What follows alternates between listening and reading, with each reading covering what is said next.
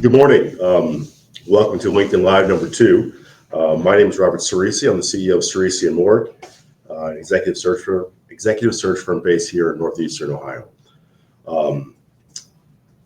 Who I am and what I do and why the video. It's simple.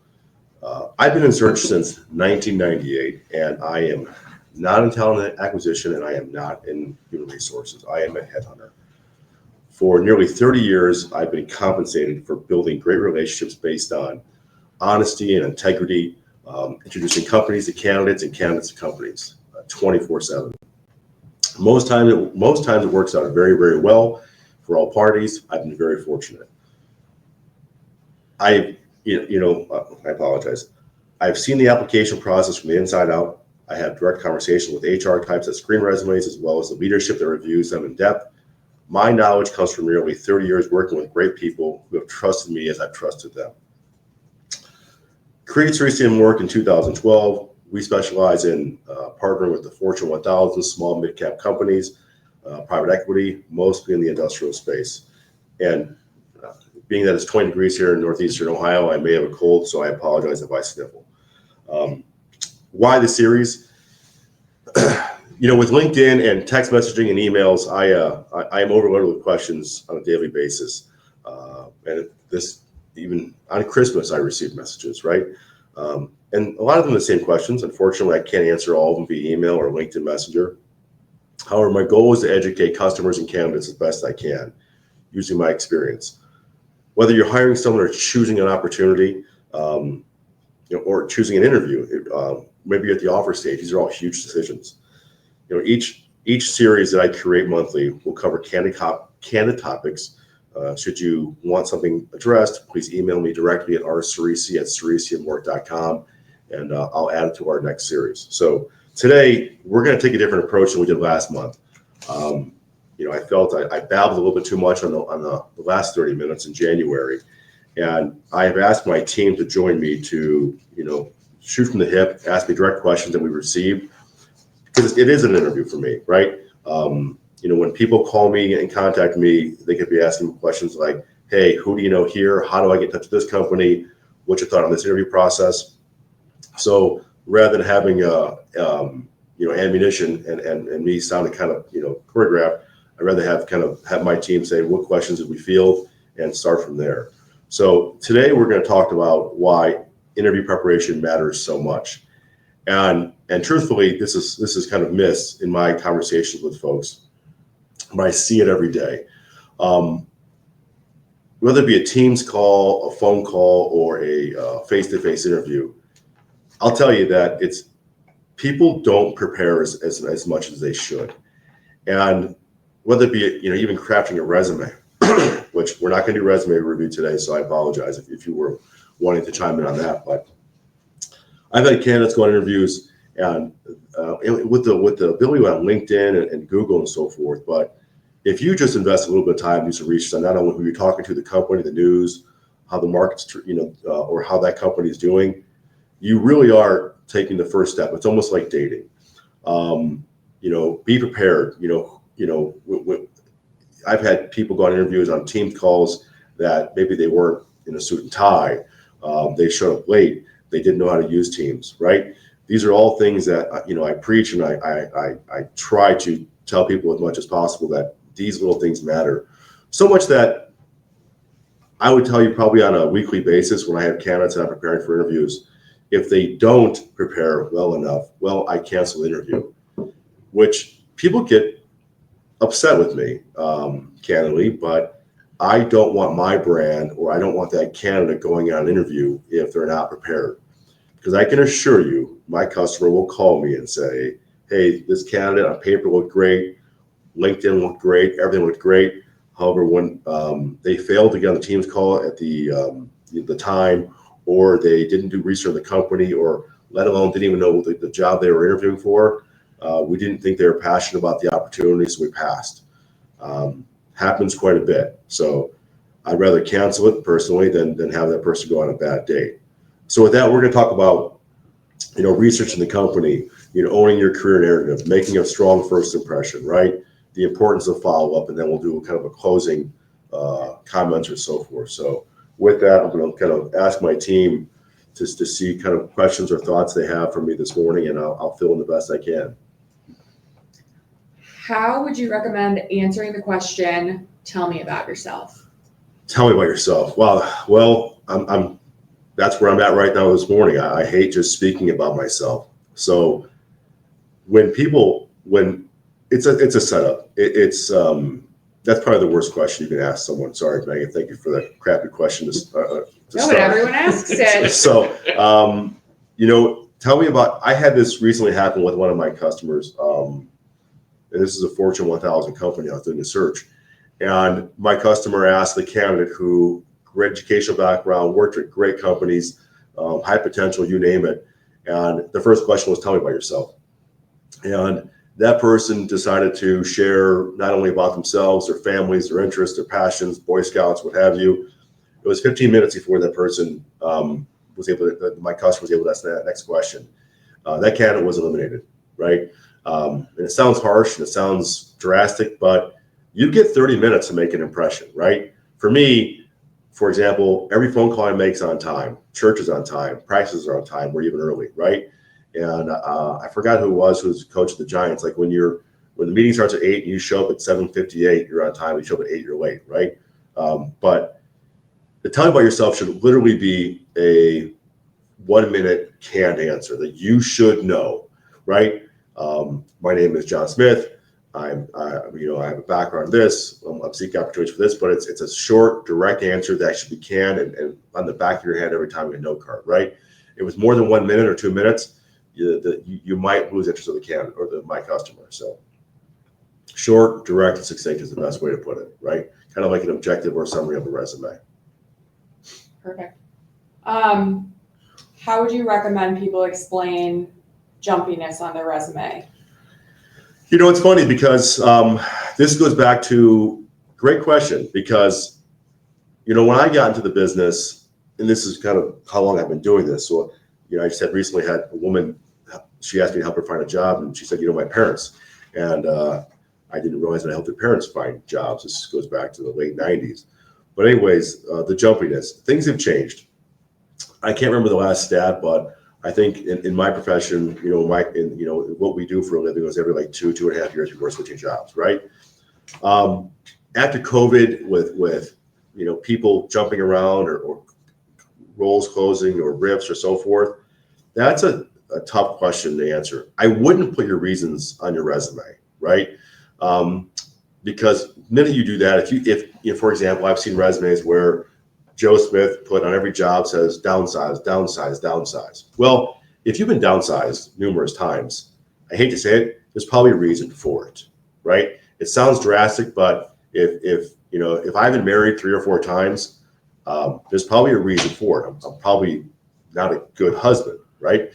But the moves with us, when I talk to someone, I ask a direct question. I might say, so why have you made this move, right?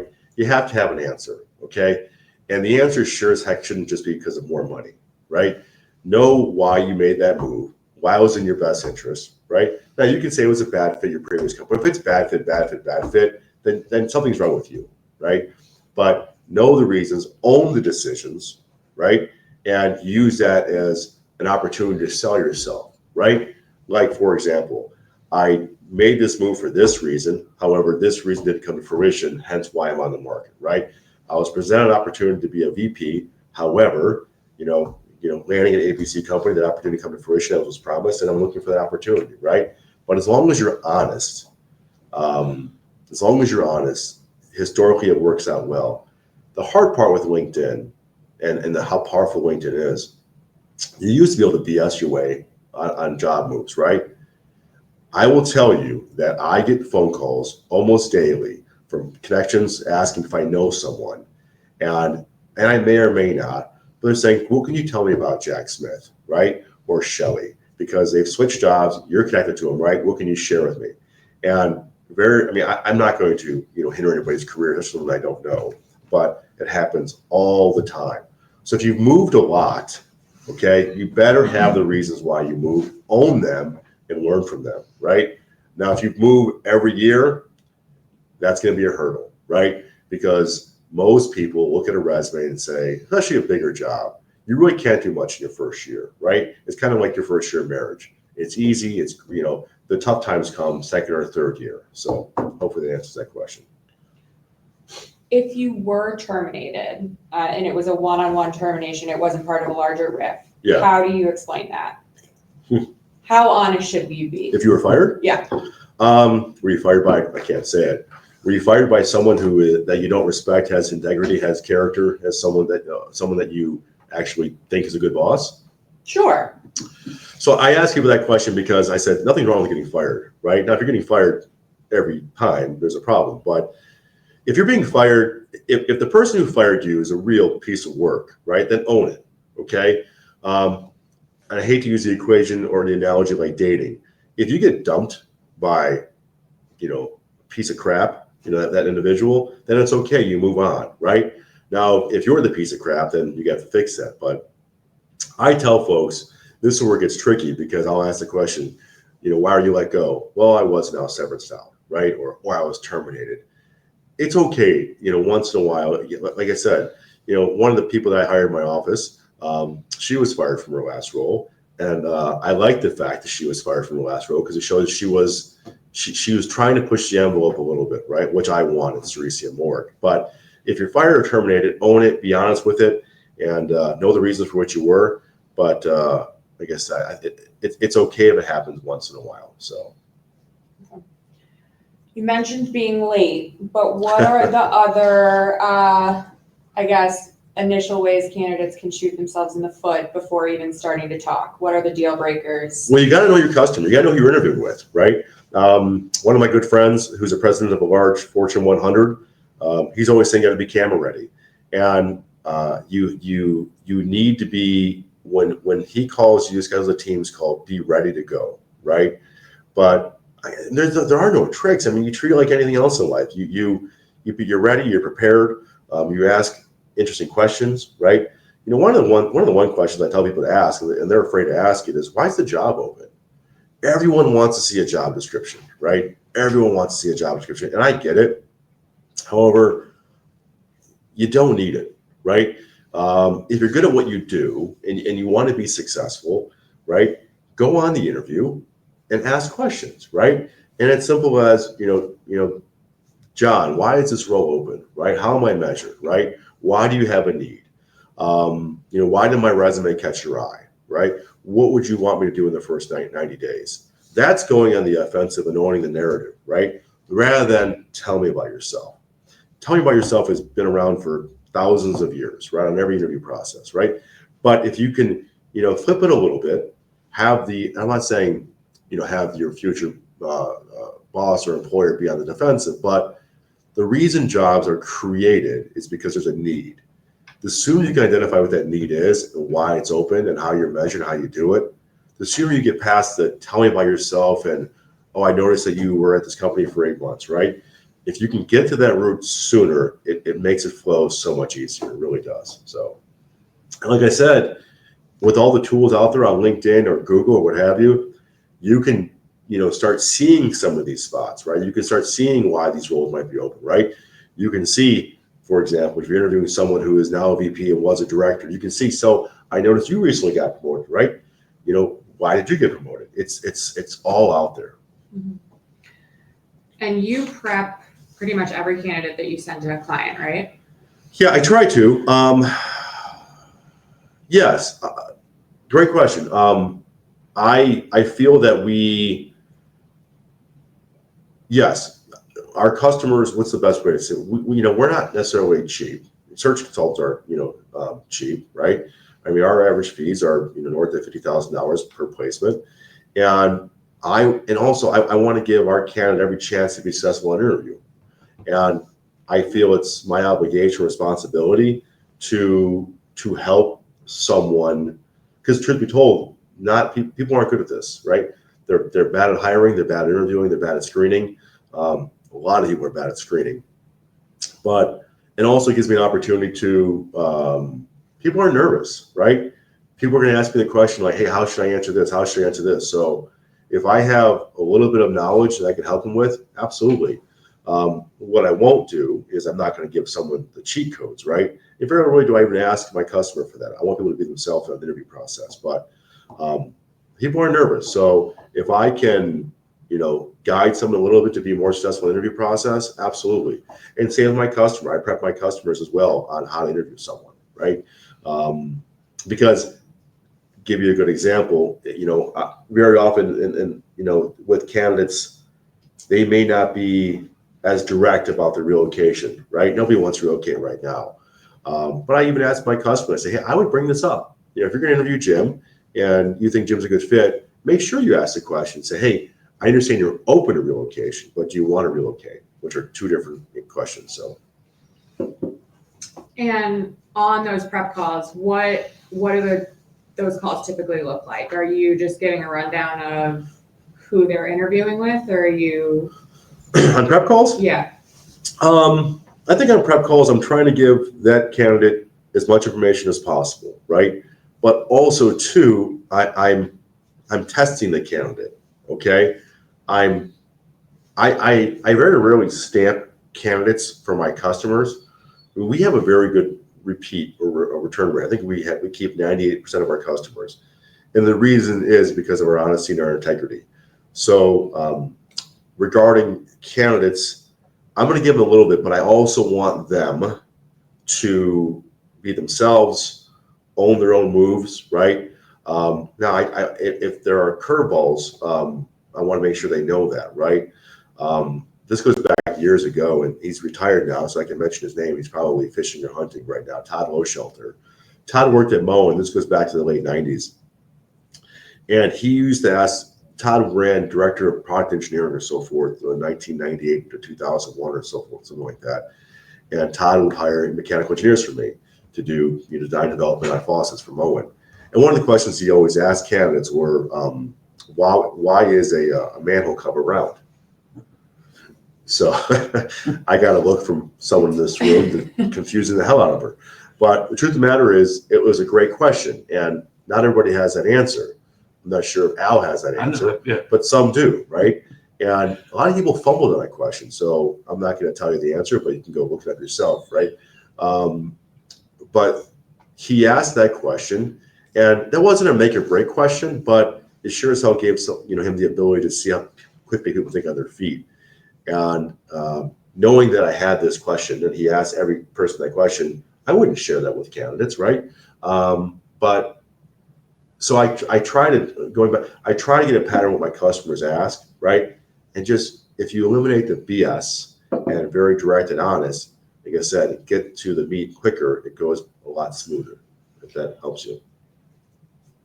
Now that you've been doing this for quite some time, yes, are there questions that you wish candidates would ask you during these prep calls that you think would set them up better for success? A lot of times they don't even ask much about my customer. They don't ask me about the people they're interviewing with or how I know them. And I'm very transparent. I'll tell you why I know the person, how I know the person, right? But they should ask me those questions. How do you know Todd or Jill or Kathy, right? What's been your experience with them so far? Once again, it goes on the offensive rather than the defensive, right? People, and like I said, I'm not, I know interviews are tough, and like I said, and I hate to equate it like dating, but they seem kind of jaded. But hell, if it's a job you really want, right, that you're very interested in, the more prepared you are, the better, right? I forgot if it was Gary Player who said, the more practice you have, the luckier you are, right? And I think about that, right? If you're going to wing it, then you wonder why you don't get a return phone call or you get ghosted. There's a reason for that, right? But I always fight for candidates who really want an opportunity. Just happened recently, but I'm not going to name names, but one of my, a friend of mine, their child was trying to get into a certain school, and this person was recently waitlisted. And rather than just send an email to a person that runs the school admissions and so forth, saying I really want to come to school, I said write a nice letter, right? Write why you think or why you want to go to the school, why the points and the reasons and so forth, and why this has always been a dream of yours, right? So the original test scores weren't the best, right? But I knew this child wanted to really go to the school. So that simple letter just changed the dial, right? Changed the tune, and I think it'll work out well. So. Okay, that's a good segue, because there's two camps of people that still believe in thank you notes and people that don't. What are your thoughts on thank you notes? Should people send them? What should they say? Overall takes on thank you notes. Sure. So let me give you some perspective. I'm 48 years old, and I've been doing this since 1998. And I can tell you, I have never had a customer tell me, wow, I can't believe this person sent me a thank you note. What a jerk, right? Never. No one's ever complained about a thank you note. Now, do people read all thank you notes? I'm not 100% sure, right? But I can tell you from my experience, and this goes back to 30 years, I've placed thousands of people in Fortune 1000, private equity, and so forth, right? A simple thank you, showing some respect for the process, and the time someone spent with you, it makes an impact, right? And everyone will say that, right? A simple, hey, Maggie, thank you for your time this afternoon. Pleasure speaking to you, right? Thank you for sharing more about the opportunity. Thank you, right? Or even like a follow-up based on our conversation. It was great to hear this. I think I can do this, this, this, this, this. Now, I'm not suggesting you write a 500-word essay, right? But just something short to the point.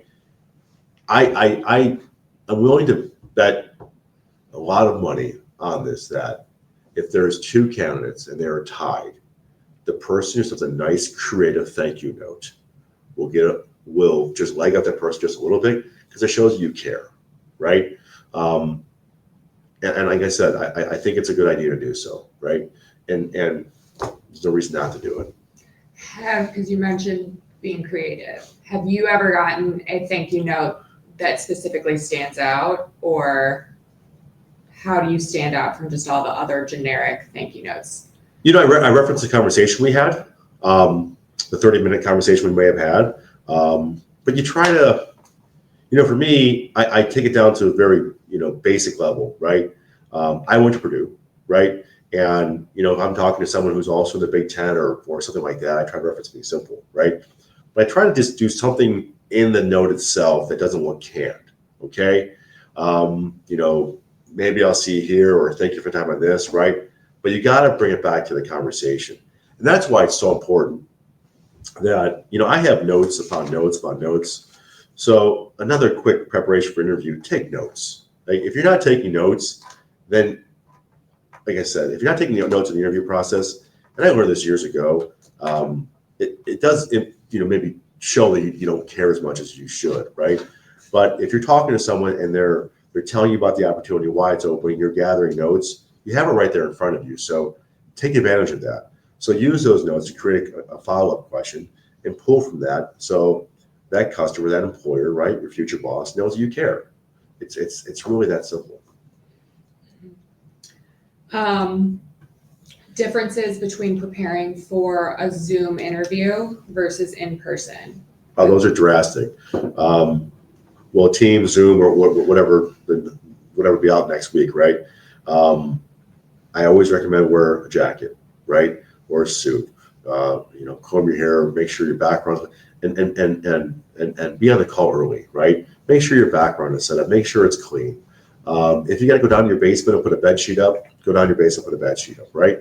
I think get away from noise and so forth from home or go in your conference room at your office. But for that 30 minutes, you have to be dialed in, right? Like I said, make sure you have your resume in front of you, and a lot of folks do not. The face-to-face interview, that was your question. That was your second question, right? Mm-hmm. Your face-to-face, that's show up on time, know how to dress, right? If it's not through a recruiter, ask HR who you're meeting with, what's the best way to dress, right? The worst thing you want to do is if you want to show up to a facility not dressed the right way, okay? I always joke, and this might offend people that are watching this, probably not though. I always suggest that, what kind of suit are you gonna wear? Now, me being Italian, there's two suits that Italians wear. You can wear your funeral suit or your business suit, right?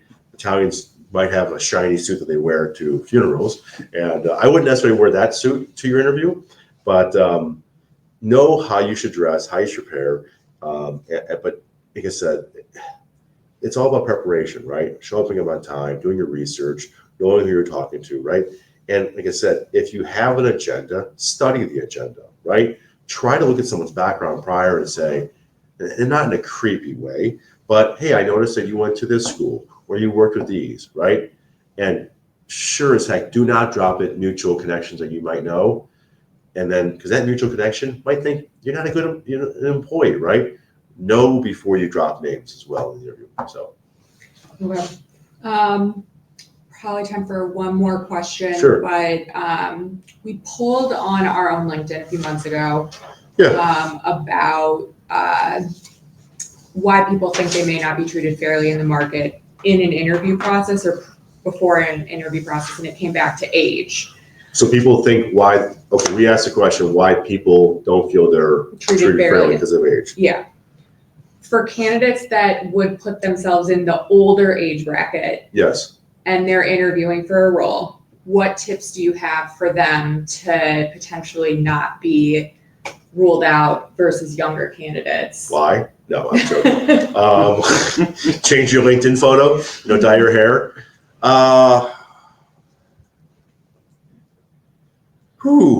That is, I will tell you that yes, one of the reasons we are asked, yes, we do screen out for age, right? And it sucks.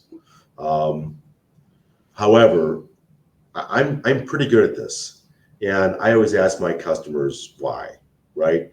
And sometimes, like happened just recently, my customers are looking for someone who may not, well, I don't want to generalize that whole generation, but sometimes our customers are looking for someone who has more years navigating a ship, right? They want more wisdom. But like for me, you really have to know my customer, right? Good example, and how much time we have, Goodyear back in the early 2000s, this is probably 2005, 2008, I was asked to find HR managers for sites for a large plant, let's say Lawton, Topeka, Fayetteville, just huge manufacturing sites, 2,000 people. At the time, Goodyear wanted to hire the next best thing. Your 30-year-old, well-educated HR leader who are going to be, future leaders within Goodyear, right? Sounded great, right? But it wasn't. Every candidate that we identified, let's just say 10, 15 years out of school, burnt out, right? Because they wanted that's not the job they wanted. So after 6 months of fumbling, this is why it's so important to do good intake calls and follow up and know your customer. I think it was Bernie Quinn or Bill Quinn. He had just retired from, what do you call it? Stellantis or FCA or Chrysler up in Buffalo after 30 years. And he was one of the best places I ever made. At the time, he was probably 55 years old, took retirement, and then went to Goodyear to do the same role at Goodyear. He didn't want to be a VP, right? He liked being at the site. This is what he liked doing. So I guess your question is, how do you buffer that? How do you manage it? It's very, very difficult, right? I don't have a great answer for that. You can't hide who you are. You can't hide. I mean, you can adjust your resume a little bit. And that's why I say that's a resume tip. Try to keep it 2 pages, work from the bottom up, condense. Nobody cares about what you did 20 years ago. So get rid of those bullet points. And there's a lot of ways to show it. But there is that people will discriminate you based on your age. And it sucks. But you have to know how to spin it, right? So yes, you may have 30 years of experience, right?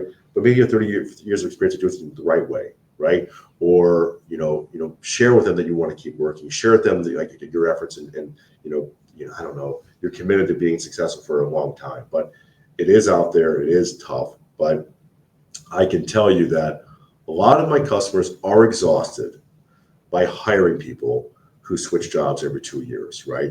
They are exhausted by people always asking what's next, right? And it even goes when I'm prepping candidates. When candidates are asking me, well, I'll do this job now, but what's next? And like I said, maybe I'm jaded, but there is a market, and a great market, for individuals who don't necessarily need to be vice presidents tomorrow or presidents, right? They're happy doing the job they're in right now, but to say it doesn't happen, it does happen. So Got it. And then we have one last question from the chat that I want to make sure we Sure. get to. Your thoughts on what to do after you have an interview. What's the follow-up and what's the timing cadence? How often Oh do you gosh, check in? I get asked this question once again. It's like dating. When do I text back? When do I send an email? When do I send a follow-up? Right? There is no cadence. Okay. So now there's different paths if you're working with a recruiter or working on your own. But I think it's okay to send a thank you note within 24 hours. Right?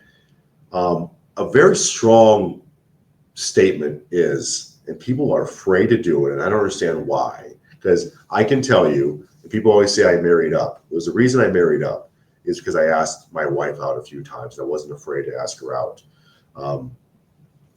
If you think you're a strong candidate and you want the job, ask for it. And I can't share that any other way. But if this is an opportunity you want, and it's not about being, I wouldn't. It's simple as saying, Jim, great meeting you. This is an opportunity I'm very passionate about. I think I can excel at. This is the reasons why, right? How do I become the number one candidate, right? It's a forceful, powerful question that it will create an answer compared to, thank you for your time. Look forward to hearing from you. That's such a BS, no, right? But if you are confident in your abilities, you're strong in your conviction of wanting an opportunity to be successful at it, tell them that, right? But as far as the timing, like I said, and you'll probably get the answer because people can't give you real answers anymore. They can't tell you they'll tell you we have a few candidates that we're talking to, we'll get to back to you, right? But people are busy, respect their time. Don't be that constant, hey, tell me about myself. But I think the quick note within 24 hours and then maybe following up a few days later, right? But for us, to give you some sense, I think our average time to fill is roughly 50 days to fill a role. So if you think about that, maybe follow up in a week later, but just a simple note, but just don't be that petulant dog in Looney Tunes saying, how about now, Ralph? How about now, Ralph? But I like the quick thank you note immediately because I'm telling you, no one else does it. And if you do it, it sets you apart. I can assure you of that. So. All right. Well, we are at time. Excellent. Any closing thoughts? Any last things you want to share? Yeah, like I said, I enjoy doing this, even though I'm hoarse this morning, because I think people want to hear some of my answers after doing this for as long as I have been. And unfortunately, I can't dedicate all the time on LinkedIn messages and emails, but we'll be doing this again next month. And if you have questions, thoughts, topics that you want to cover, please contact me at rceresi at CiresiMorek.com. And like I said, I love doing this, so thank you for joining us. So.